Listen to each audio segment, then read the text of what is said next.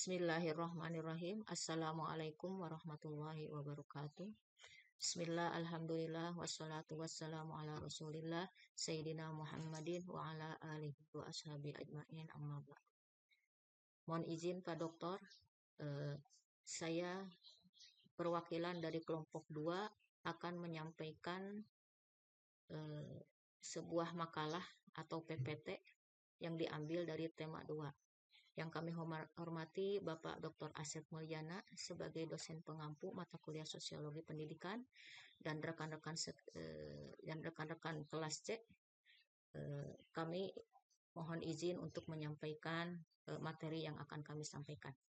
Kelompok 2 terdiri dari 3 orang. Yang pertama saya sendiri Hanhan Hasbina Ridwan, yang kedua Ibu Jumroh, dan ketiga Bapak Apud Mahpudin.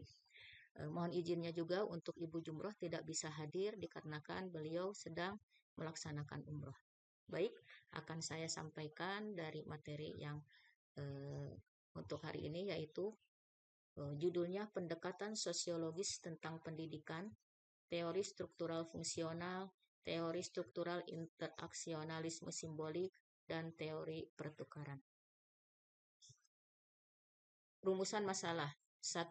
Bagaimana teori sosiologi dalam pendidikan agama Islam? 2. Apa saja teori-teori sosiologi dalam pendidikan? 3. Bagaimana contoh masing-masing dari teori sosiologi pendidikan? 4. Apa manfaat teori sosiologi pendidikan agama Islam? Pengertian teori sosiologi dalam pendidikan agama Islam. Pengertian teori sosiologi pendidikan agama Islam adalah ikatan antara dua fakta ataupun lebih, atau aturan fakta sesuai metode-metode yang sudah ditentukan, serta studi yang membahas mengenai aktivitas pendidikan yang mencakup proses, tata cara, dan hasil dari sudut pandang ilmu sosial. Begitu juga sebaliknya, adanya perubahan ilmu sosial yang terjadi di masyarakat dilihat dari ilmu pendidikan agama Islam. Teori-teori sosiologi dalam pendidikan Islam. 1. Teori struktural fungsional. 2. Teori struktural interaksionalisme simbolik. 3. Teori pertukaran. Silahkan selanjutnya kepada Bapak Apud Mahpudin untuk memaparkan materi selanjutnya. Assalamualaikum warahmatullahi wabarakatuh. Selanjutnya saya akan melanjutkan apa yang tadi sudah disampaikan oleh Ibu Hanhan tentang teori-teori sosiologi dalam pendidikan.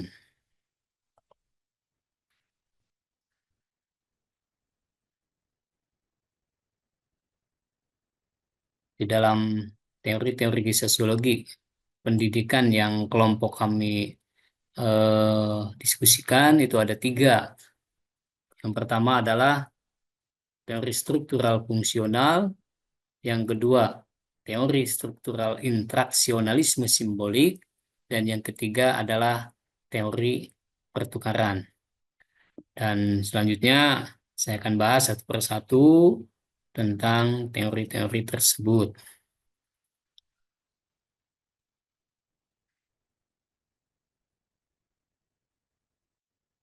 Ya.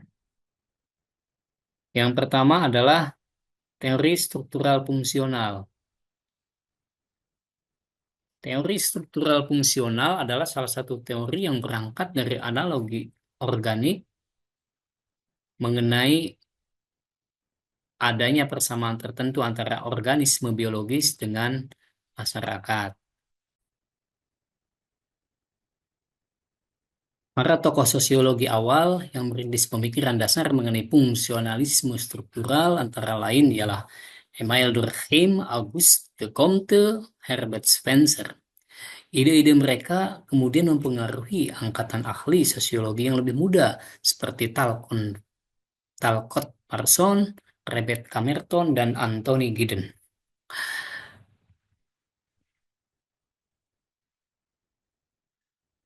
Yang kedua adalah teori struktural interaksionalisme simbolik.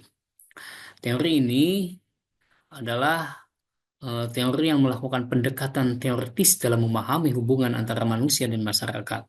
Ide dasar teori interaksionisme simbolik adalah bahwa tindakan dan interaksi manusia hanya dapat dipahami melalui pertukaran simbol atau komunikasi yang syarat makna. Teori interasionisme simbolik mulai berkembang pada pertengahan abad ke-20. Tokoh kunci dalam interaksionisme simbolik, khususnya dalam versi struktural, adalah George Herbert Mead dan Herbert Blumer. Dan yang ketiga adalah teori pertukaran atau exchange theory. Teori pertukaran sosial adalah teori ilmu sosial yang menyatakan bahwa suatu hubungan sosial memiliki unsur imbalan, pengorbanan, dan manfaat yang menguntungkan kedua belah pihak. Adapun yang dimaksud imbalan di sini adalah hasil yang dicapai setelah pengorbanan dilakukan. Dan yang dimaksud pengorbanan adalah segala sesuatu yang dihindari. Dan arti manfaat adalah imbalan dikurangi pengorbanan. Pertukaran sosial adalah teori ilmu sosial yang didasarkan pada gagasan bahwa hubungan antara dua orang diciptakan melalui analisis biaya manfaat, umumnya menggambarkan sebagai rasio untung dan rugi. Tokoh utama yang mengembangkan teori pertukaran dalam sosiologi pendidikan adalah George C. Homans, John W. Thibault, Harold Kelley, Richard Emerson, dan Peter M. Blau.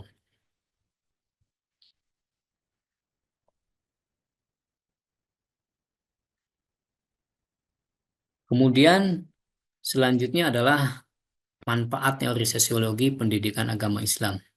Ini adalah kesimpulan yang kelompok kami paparkan bahwa ada 3 kesimpulan yang kami sajikan pada kesempatan ini. Yang pertama adalah teori merupakan kesimpulan dari hal-hal yang sudah didapatkan serta telah diuji keabsahannya yang berkaitan sasaran atau objek yang dipahami sosiologi pendidikan agama Islam.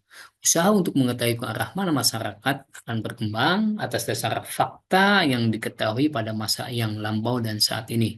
Dan yang ketiga adalah sebuah wadah pengontrol atau pengendali sikap dan perilaku seseorang, masyarakat, atau kelompok. Itulah 3 manfaat teori psikologi pendidikan agama Islam. Dan itu adalah yang bisa kami sampaikan pada diskusi pada kesempatan ini. Semoga bermanfaat. Akhirul kalam. Assalamualaikum warahmatullahi wabarakatuh.